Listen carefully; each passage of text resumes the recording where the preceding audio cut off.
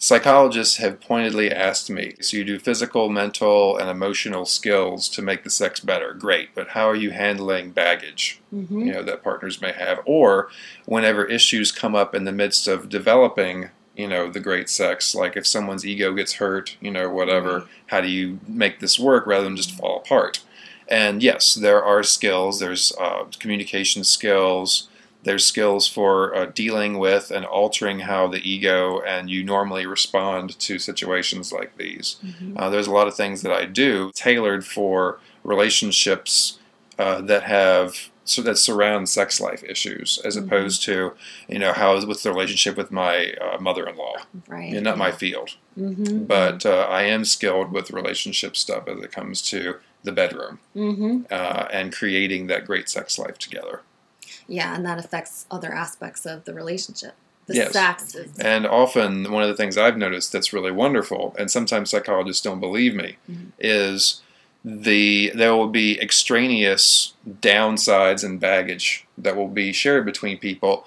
And because when the sex gets much better, some of the causations of that baggage will just evaporate because their lives are different now and they're no longer triggered in that way. So there can be surprising heals, places of healing that happen just out of nowhere.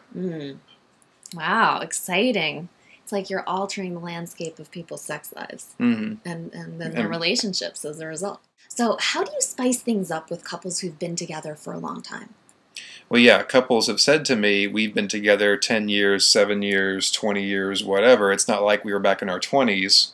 How do we get back to that realistically? And I'll say, well, the mind wants variety.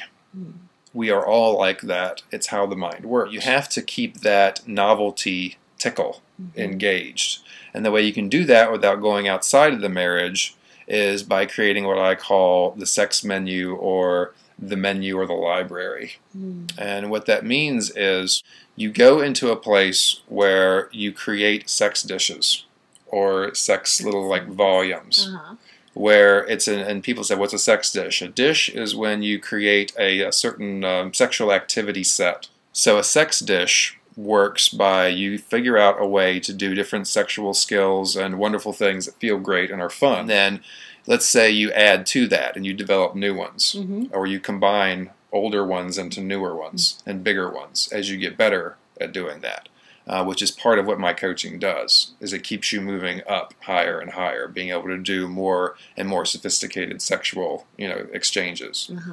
So one of the issues that people I see have been doing and creating with infidelity is they will learn one or two things or have sex one way. But they're doing it with the same person. So obviously the law of diminishing returns is going to hit them harder because they're just doing the same thing over and over again. If you have the same person and have a huge variety of things on that sex menu, in that library, you can go into a place of like, okay, what am I going to do to her or him tonight? Instead of it being, always the same thing. That said, you can also surprise people with something you did 3 months ago. And they're looking forward to having that back again. I've had a lot of clients tell me I've had amazing sexual experiences, but they don't know how to get back to them, which is another huge role that I play, is that I'm able to create continuity and being able to get back to those things over and over again instead of, oh, well, that's gone. I'll have to wait for another one if and when that comes.